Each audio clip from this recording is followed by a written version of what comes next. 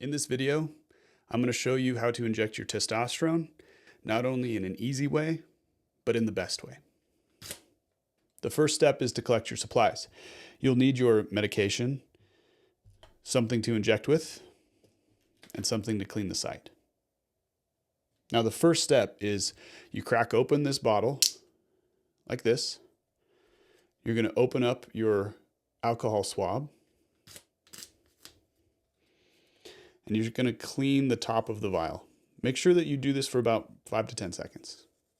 This ensures that the area is clean by the time you inject. Then just set this aside. Next, you're going to take your syringe. You're going to uncap both ends. If you are supplied with something that looks like you screw on the needle to the tip of it, that's totally fine too. This one just is all in one. The first step is to draw back air. So you want to make sure that you draw back all the air into the syringe, and you're going to inject this into your vial like so. Next, you flip it upside down and you want to draw back. Now, the medication is viscous. It's kind of thick. And so it's going to take a few seconds to draw up to your dose. But if you notice, over time, it's going to increase as we fill up our syringe. Once you've filled up the syringe enough, you can release the air and just ensure that you get the air bubbles out. One of the tricks that I have is holding it sideways and spinning the needle to where you get that bubble to free float, and then you can just push it right out the middle.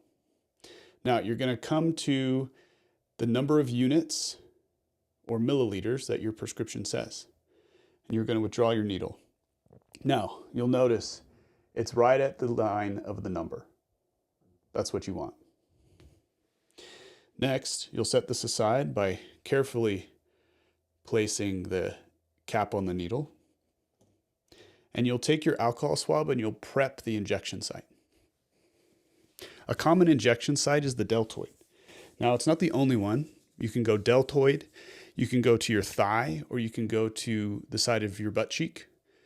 The common theme here is you want to make sure that the needle goes into your muscle. It's called an intramuscular injection. Maybe you've done peptides before. That's typically a subcutaneous injection. This is different. You want to make sure that you go into the muscle. So what I'm going to do is I'm going to rub the skin for about 10 seconds. Then I'm just going to rest my arm so that the muscle is relaxed. You don't want whatever muscle you're injecting to be tense. And then it's as simple as 1, 2, 3. I position myself. I make sure that the area is free of clothing. I relax my arm. 1, 2, 3.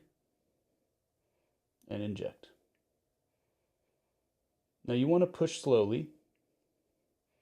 And then once the plunger is all the way down, I leave it in for 1 to 2 seconds. Release, and you're good to go. Sometimes you might bleed a little bit, but typically injections are relatively painless and you shouldn't bleed much. Now, you can dispose of your needle one of 2 ways. I went on Amazon and got a needle clipper. This, you just simply put it in the hole, clip it off, and now, if you can see, the needle's gone. I can just take this and throw it in the trash. Now, I have young kids, and so I don't necessarily want to do that. What I've done is I just take an old container of some kind. This happens to be a vitamin container. And then I'll just take this and store it in here. Once this gets full, I'll just go throw this out and refill it. Now, if you don't have a needle clipper, you can find these on Amazon for pretty cheap. I've had this one for like 2 years. You can take your injection supplies with the needle attached and just place them into something that is hard and protective. I just fill this up, and when it gets full, I go ahead and throw it in the trash. Now, a couple key things to remember about this process. 1, you always want to make sure that it's clean. You do that by using the alcohol swab to clean the vial and the injection site every single time. Another key component is that you allow it to dry, the alcohol to dry. You want to inject on a dry skin or pull through a dry top of the vial. Secondly, make sure that it goes into the muscle. That's really important for absorption. We just want consistent absorption. Now, some clinics will do subcutaneous injection, but typically I find that the sub-Q injections leave behind a little residue in the fat tissue, and sometimes it can leave behind like a little grain of rice. That's pretty simple to get rid of. You put a warm compress on it and massage it a little bit. But overall, we see great absorption into the muscle. So we choose the deltoid, we choose the thigh, or we choose the ventral glute. Now, that's the side of your butt. The other key component is to keep the prescription that comes on the box. This prescription has the number of milliliters or the number of units to inject, how many times a week you should be injecting. This is something that you and your provider should talk about and should be clear on beforehand, but this is always a good place to remember. And secondly, if you travel, if you are flying, this is the thing that you need. This makes it a legal medical necessity. So I carry this with me. I can put the vial inside. I carry a couple syringes and I can carry it onto my plane, travel as I need to. It's paramount that you keep the physical prescription if you plan on traveling in an airplane. And lastly, set a reminder.